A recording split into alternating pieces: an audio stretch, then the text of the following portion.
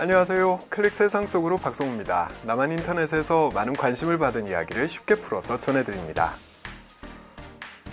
지난 4월 27일 열린 남북 정상회담에서 문재인 대통령과 김정은 위원장이 도보다리 위를 산책하는 모습, 많은 분들이 기억하실 텐데요. 전 세계로 생중계된 이 장면에서 두 정상의 대화 육성은 들을 수 없었습니다. 대신에 새들이 지저귀는 소리, 바람에 나뭇가지가 흔들리는 소리로 채워졌는데요. 이 도보다리 독대 영상은 인터넷 동영상 사이트 유튜브에 남북 정상회담 ASMR이라는 이름으로 수십 개가 올라와 있습니다. 이 중에선 조회수 13만 회가 넘는 영상도 있는데요. 도대체 ASMR이 뭐길래 이렇게 화제가 되는 걸까요? 오늘 첫 번째 소식입니다. 소음이란 말을 들으면 어떤 게 떠오르십니까? 보통 귀가 아픈 기계 소음이나 신경을 거슬리는 큰 소리 등 시끄럽고 듣기 싫은 소리를 생각하실 텐데요. 그런데 착한 소음도 있습니다. 주변에 거슬리는 소리를 덮어주고 안정감을 주는 착한 소음이 바로 백색 소음입니다. 앞에서 얘기한 ASMR도 일종의 백색 소음인데요. 자율감각 쾌락 반응의 줄임말인 ASMR은 이름은 꽤 거창합니다만 쉽게 말하면 들었을 때 기분이 좋고 마음이 안정되는 소리나 영상을 뜻합니다.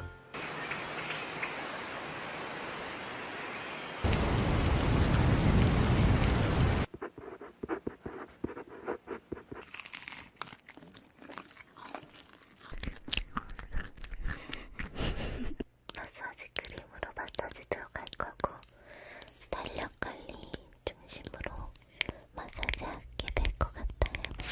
세계적인 동영상 사이트인 유튜브에서 ASMR을 검색해보면 관련 영상만 1300만 개에 이를 정도인데요. 전문적으로 ASMR 영상만을 올리는 한 유튜버의 경우 동영상 조회수가 2억 건이 넘는 등 인기몰이를 하고 있습니다.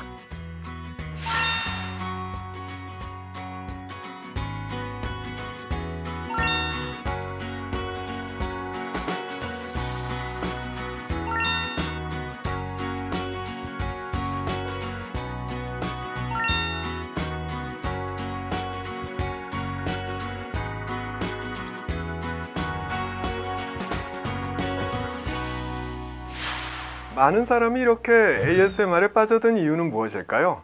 한 실험 결과에 따르면 ASMR을 보거나 들을 때 뇌에서 기분을 통제하는 전두엽과 시각 신호를 처리하는 후두엽에서 델타파가 증가해서 깊은 잠에 빠졌을 때처럼 뇌를 편안한 상태로 만든다고 합니다.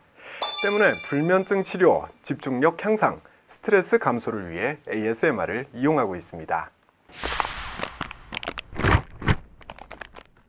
ASMR이 유행하면서 이를 가장 적극적으로 활용하는 건 광고업계인데요. 상품의 주목도를 높이기 위해 ASMR을 다양하게 활용하고 있습니다. 밥 먹고 갈래? 유튜브에 2017년 한국 광고 영상 6위를 차지한 한 라면 광고가 대표적인데요. 해당 광고는 배경음악 없이 봉지를 뜯고 팔을 다듬고 물을 끓이는 등 라면의 조리 과정에서 생기는 소리를 담았습니다. 무려 371만 회에 달하는 조회수를 기록했고요. 광고의 인기에 힘입어 2017년 매출 180억 원을 기록했습니다.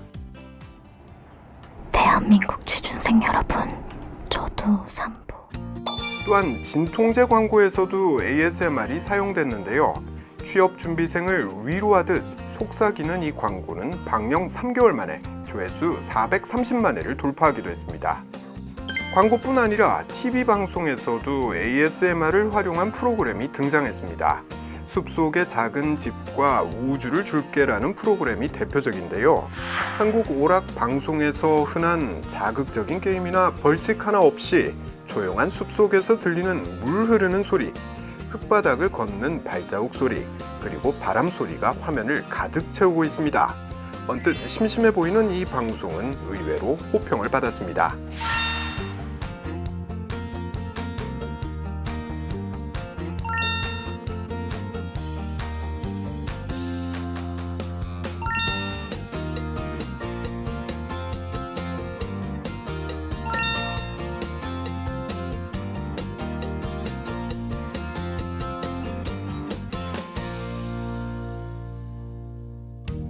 여러분, ASMR이 하나의 유행으로 자리 잡으면서 한 정치인은 ASMR을 이용해 자신의 공약을 소개하기도 했습니다.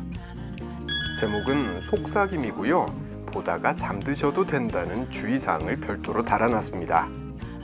또 책 읽어주는 ASMR도 있는데요. 복잡하고 어려운 헌법 개정과 관련된 내용부터 추리소설이나 자기계발서, 동화까지 다양한 종류의 책이 읽는 책에서 듣는 책으로 ASMR을 통해서 바뀌고 있습니다.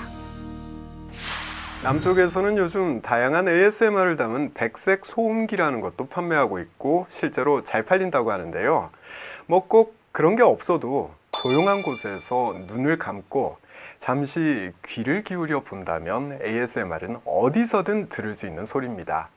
바쁘게 사느라 우리가 놓쳐버린 소리, 오늘 한번 시도해 보시죠. 잠깐의 여유만 있다면 마음의 평온을 찾을 수 있습니다.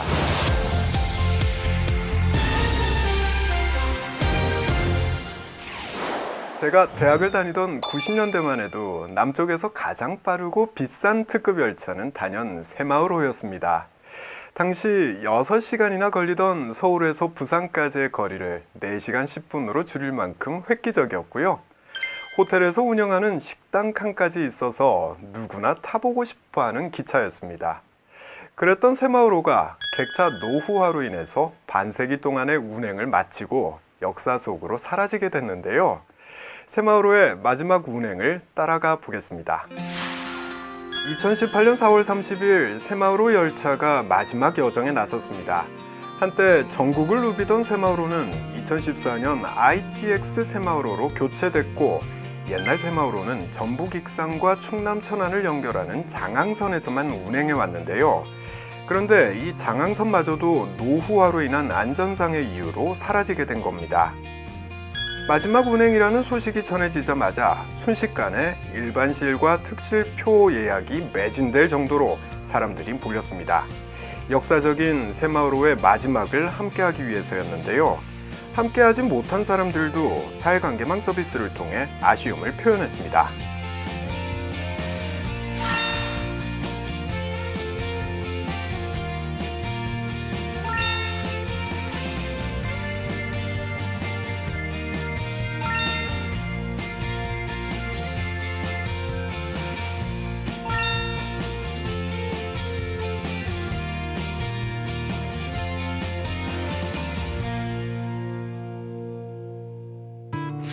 새마을호는 지난 1969년 운행을 시작했는데요. 처음에는 관광호라는 이름으로 불리다가 새마을운동이 한창이던 1974년부터 새마을호로 명칭이 바뀌었습니다.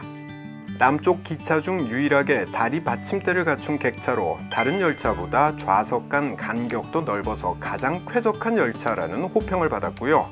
최고 시속 150km를 자랑하는 덕분에 신혼열차로 운행이 되는 등 국민들의 고급 교통수단으로 사랑받았습니다. 하지만 2004년 최고 시속 300km의 고속열차 KTX가 개통되면서 특급 열차의 자리를 내주게 됐는데요. 저렴한 무궁화호와 빠른 KTX의 중간에 끼어서 어정쩡한 위치에 놓이면서 새마을호는 여객이 많지 않은 노선으로 좌천되기도 했습니다. 하지만 그간 묵묵히 소임을 다했고 이제 49년 만에 퇴역한 거죠. 오늘 우리 열차는 마지막 운행을 마치고 역사의 뒤안길로 사라집니다. 그동안 새마을호 열차를 이용해 주신 고객 여러분께 깊이 감사드립니다. 고맙습니다. 한때 모두가 한 번은 타보고 싶어 했던 특급 열차 새마을호는 사라졌지만 함께 달렸던 많은 사람의 추억과 낭만은 오래도록 남아있을 것 같습니다. 남한에서는 남북 정상회담 이후에 남북 철도를 연결하고 유럽 횡단 철도를 만드는 데 대한 관심이 높아지고 있는데요. 현실성과는 별개로 일단 기대감은 매우 큰 상황입니다. 남한 철도의 역사를 새로 쓴 새마을호처럼 남북 철도의 역사를 새로 쓸 열차는 언제쯤 등장하게 될까요? 지금까지 박성우였습니다. 다음 시간에 다시 뵙겠습니다.